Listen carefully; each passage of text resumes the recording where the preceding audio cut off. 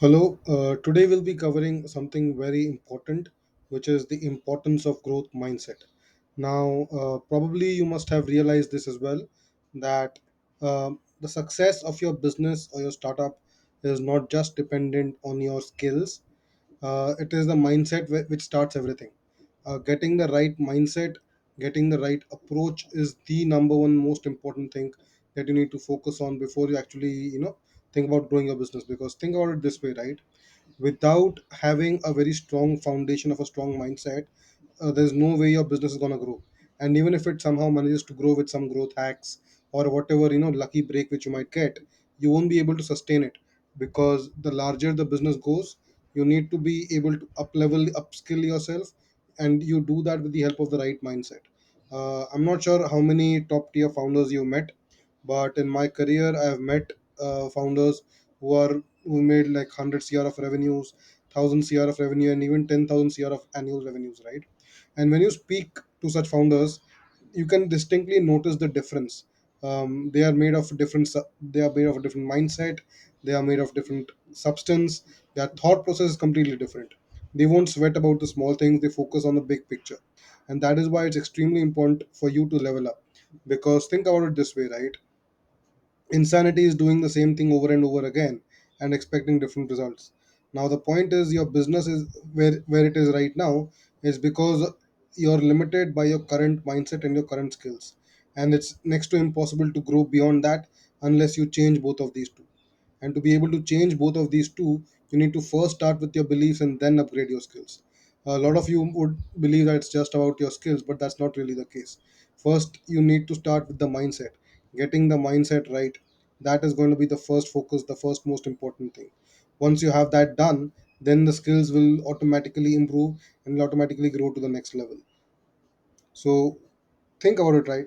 What is the number one objective of your business? This is a small part of my detailed presentation which I give to a lot of VC portfolio companies to kind of help them think about what their business is going to be like. So lot you typically tend to get confused in terms of what's the number one objective of your business, and you focus on things that are not necessarily that important. So as a business owner, the most important thing is for you is to grow your business, and you do that by focusing on the right stuff, not focusing on the wrong stuff. Problem is, if you actually look at how much time that you're spending in your entire day doing unproductive stuff, you'll be surprised. You might think that you're working 10, 12 hours a day, 14 hours a day, doing a lot of important stuff. But if you actually look at how much impact it has had in terms of growing your business, in terms of moving your business, you'll realize it wasn't very really important in terms of moving the needle at all to begin with. That is why if you truly want to grow your business, you need to focus on doing those high leverage things, those highly important things which can truly move the needle. That is how you're going to be truly able to grow your business. So you need to think like a unicorn founder. A unicorn founder has a completely different mindset and a completely different thought process. So I'm not sure if any of you know who this person is. This person is Harsh Mariwala. He's the chairman of Marico. He belongs to my community, and I met him over a decade back in one of our community gatherings, where he shared us some very valuable advice, which I'm going to be sharing with you today. Harsh Mariwala, I'm sure, as you know, Marico is the company which owns the brand Parachute, Saffola, etc., these are like $1 billion brands by themselves, and the company's net worth is tens of billions of dollars. So if he says something, you should definitely want to listen to it. So the top lessons which Mr. Harsh Mariwala taught me was the importance of investing in your own business. Now I cannot tell you how many times I get this wrong, right?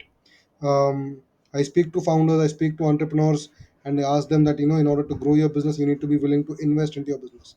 But most of them are extremely reluctant to do any sort of investment in terms of growing the business. They're looking for a safety. They're looking for a safety net. They're looking for a protection. But if you have such a defensive mindset, and if you don't trust anything, if you don't grow your, invest to grow your business, there's no way your business will grow, right? You need to be willing to invest in the growth of your business, or else your business is going to be stuck forever. And with that, your entire even your own future will be stuck because of that. You need to be willing to invest money, effort, and time to grow your business. The MET is, as I call it, right? If you don't invest money to grow your business, your money cannot grow. If you do not put new effort to grow your business, you'll never grow. You'll need to put time as well to grow your business. Now there are obviously other better leverage tools available to kind of focus more towards money, or save your time further, or save your effort further, by investing money, by hiring people, by hiring consultants or agencies who can do the work for you. You can get those leverage tools out there, but there is no escaping the fact that you would need to make this investment to grow your business. Without this, your business is not going to succeed. It's not like a very an easy situation, where you think that we'll simply grow our business based on referrals.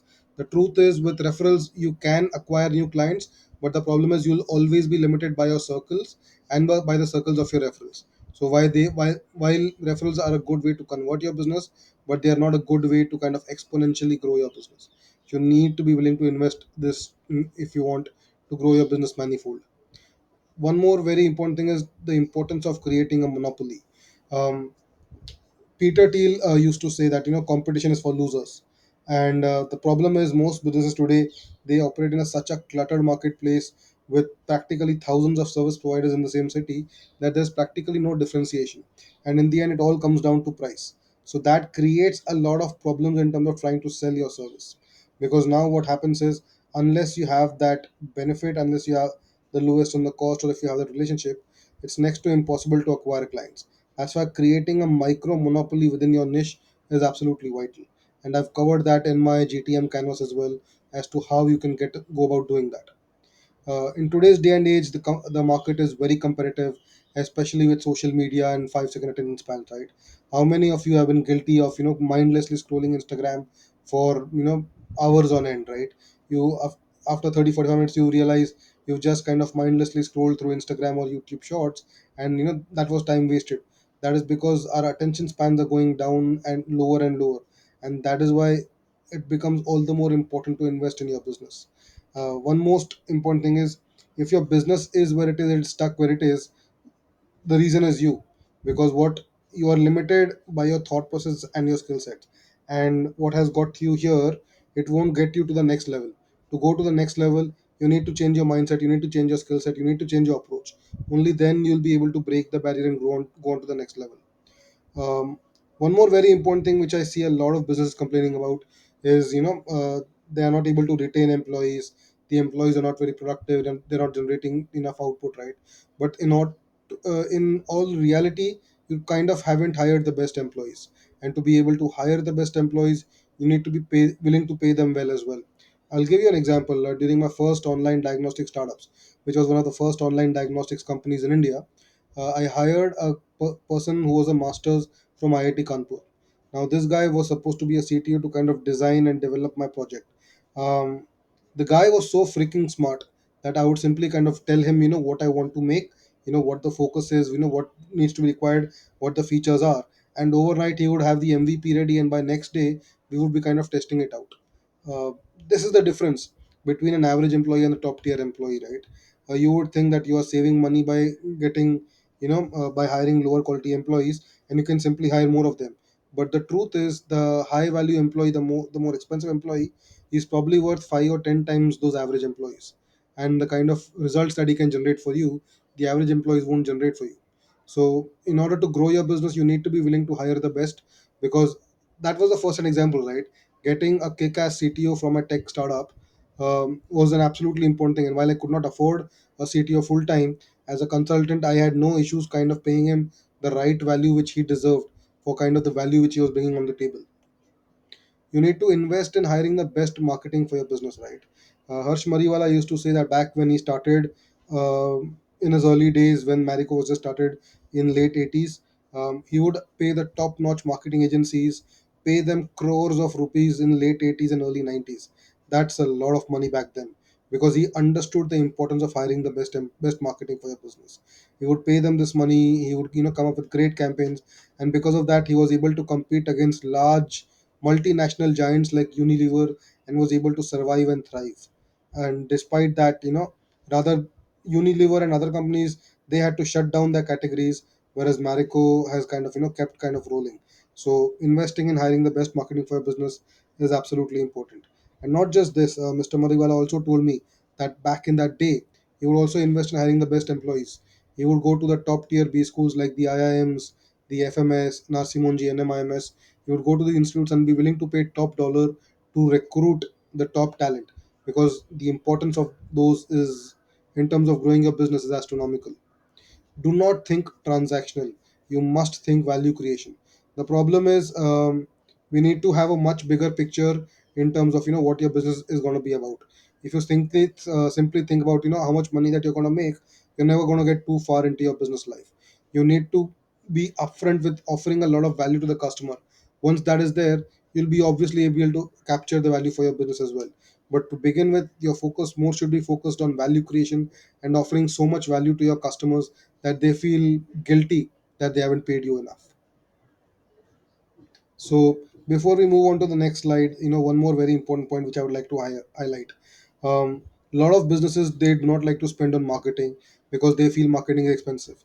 To kind of give you a context, large MNCs, large multinational companies, they invest at least 15% of their revenue in marketing. Imagine that. 15% of their revenue is spent on marketing every year. Large tech companies like Microsoft, Amazon, Facebook, Google, whatever might be the case, they invest up to 20% of their revenues in product development. Now, these companies make hundreds of billions of dollars in revenue, and they invest 20% of that in new product development, and 15% of that, 10 to 15% of that, in marketing, aggressive marketing. You would think these are large companies, why do they need to market themselves? But the fact is, even if you're a large company, marketing is a constant spend into your business. And if you truly want to grow your business, you need to be willing to make those investments to be able to grow your business, especially in the early stages of your business, where you should be investing probably 20 to even 30% of your business in marketing, so that you can get more penetration into the market and generate more results from your business.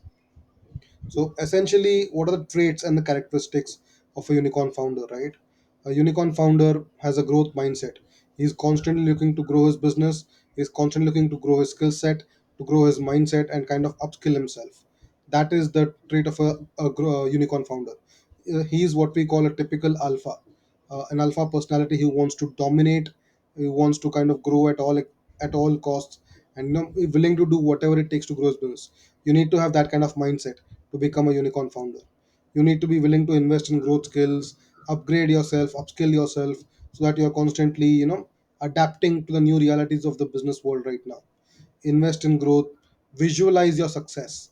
When I say visualize your success, I'm not just talking about simply daydreaming that you'll get this success or that success, but more importantly, visualize what the outcomes would be, right? Visualizing how you're working at a situation where you have uh, hundreds of employees under your employee, you have hundreds and thousands of clients who you're serving, helping them grow their business, right? Visualizing that goes a long way in terms of creating that vision a reality in the future. And you need to be willing to put in the hard work, put in the reps, put in the effort which is required to generate that results, and constantly upgrade yourself. And even if you compound like 1% growth on a daily basis, would mean a 32x growth by the end of the year. And even if you don't do that on a daily basis, as you keep spending more time, you'll keep upgrading yourself. So it's extremely important to keep that into consideration.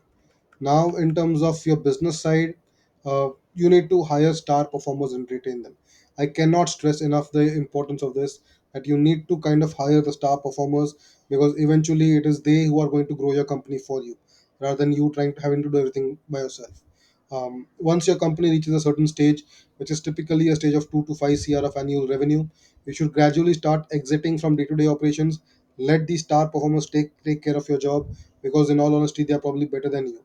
Because if you're hiring people who are not better than you, you're yourself putting a cap on your business. So it's better to hire these kind of people, let them run the show, let them become micro CEOs of the respective category, and you focus on the larger vision to grow your business and how you can add more value into the marketplace.